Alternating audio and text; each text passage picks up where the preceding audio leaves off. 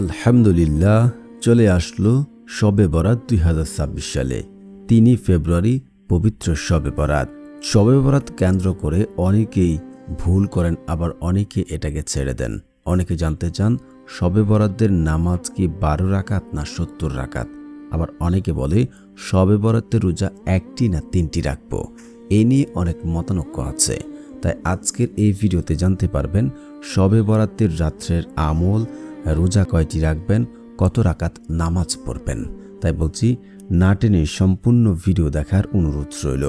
আর যারা এখনও চ্যানেলটি সাবস্ক্রাইব করেননি, দয়া করে চ্যানেলটি সাবস্ক্রাইব করে পাশে থাকবেন। বছরের একটি ফজিলতপূর্ণ রাত হচ্ছে লাইলাতুল নিসফে মিন শাবান তথা লাইলাতুল বরাত, অর্থাৎ শবে বরাত। এই লাইলাতুল বরাত নিহত রয়েছে মুমিন মুসলমানের মুক্তি ও কল্যাণের বিভিন্ন উপকরণ। তাই এ রাতকে বলা হয়েছে লাইলাতুল বরাত, মুক্তির রাত। অন্যদিকে পবিত্র মাহে রমজানের পূর্বের মাস হওয়ার কারণে শাবান মাসকে বলা হয়েছে রমজান শরীফের প্রস্তুতির মাস। এ মাসে আল্লাহ রাসূল সাল্লাল্লাহু আলাইহি ওয়াসাল্লাম বলেন বেশ কিছু ইবাদত বন্দেগী করার জন্য। শাবান মাসের 14তম দিবাগত রাত্রে হচ্ছে লাইলাতুল শাবান, যা হচ্ছে লাইলাতুল বরাত, হচ্ছে গুনাহ থেকে মুক্তির লাভের রাত। মুমিন মুসলমানের গুনাহ মাফ হয়ে থাকে এবং মর্যাদা বৃদ্ধি হয়ে থাকে। তো অনেকে জানতে চান এ রাত্রে ইবাদত কি। অনেকে বলে এ রাত্রে কোনো ইবাদত নেই, এ রাত্রে কোনো ইবাদত করতে হয় না, এ রাতে ইবাদত না করলে কোনো সমস্যা নেই। আবার অনেকে বলে যে ইবাদত রয়েছে এবং করতে হবে। তো দুই দলের টানাটানির মধ্যে আপনি কোনটি করবেন? দেখুন, এ রাতকে যে একেবারে খেলায় খেলে ফেলে দেবেন যে রাত্রে কোনো ইবাদত নেই, কোনো কাজ নেই, তেমন কিন্তু নয়। এ রাত্রে আপনি নির্জনে একাকিত্রে আপনি ঘরে মসজিদে বসে ইবাদত করতে পারেন। এখানে কোনো বাধ্যবাধকতা কোথাও নেই যে আপনি নির্জনে বসে নফল ইবাদতগুলো করতে পারেন, এখানে কোনো সমস্যা নেই। তো এখন কথা হচ্ছে, তাহলে শবে বরাতের নামাজ কত রাকাত, কিভাবে পড়ব এবং কতটুকু পড়ব?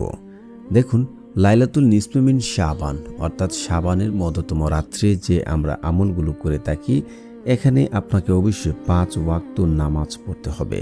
শুধু যে আপনি ইবাদত করলেন, 5 ওয়াক্ত নামাজ পড়লেন না, তাহলে কিন্তু হবে না। আপনাকে 5 ওয়াক্ত নামাজও পড়তে হবে।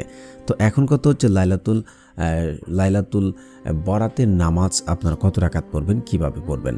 দেখুন, নামাজ আপনারা 2 রাকাত করে আপনার যতটুকু ভালো লাগে। এখানে আপনি পাড়া মহল্লা সবাইকে নিয়ে একাত্রিত নামাজ পড়বেন তেমন কিন্তু নয়। আপনি একাকিত্রে নির্জনে ঘরে বা মসজিদে আপনি ইবাদত করবেন। আপনি 2 রাকাত করে আপনার যতটুকু ভালো লাগে আপনি এ রাত্রে নামাজ পড়বেন। তারপরে হচ্ছে এ রাত্রে আমল করবেন, বেশি বেশি ইস্তেগফার পড়বেন, আল্লাহ তাআলার কাছে ক্ষমা প্রার্থনা করবেন এবং আপনার যদি অভাব দারিদ্রতা থেকে থাকে আল্লাহ তাআলার কাছে চেয়ে নেবেন। তারপরে হচ্ছে আপনি বেশি বেশি রাসূল সাল্লাল্লাহু আলাইহি ওয়াসাল্লামের উপরে দুরূদ শরীফ পড়বেন। তারপরে হচ্ছে এর পরের দিন রোজা কয়টি রাখবেন, 1টি না 3টি? দেখুন, আপনি যদি আয়ামের বীজ 13, 14, 15 মানে 15 তারিখ আপনি যদি 3টি রাখতে চান, তাহলে আপনি 13, 14, 15 রাখতে পারেন। তবে এটা রোজার ফজিলতে রাসূল সাল্লাল্লাহু আলাইহি ওয়াসাল্লাম ইরশাদ করেছেন যে শাবানের একদিন রোজা রেখেছে তাকে আমার শাফায়াত হবে। আরও একটি হাদিস শরীফে আছে, হুজুর সাল্লাল্লাহু আলাইহি ওয়াসাল্লাম ইরশাদ করেছেন যে ব্যক্তি শাবানের 15 তারিখ রোজা রাখবে তাকে জাহান্নামের আগুন ছুবে না।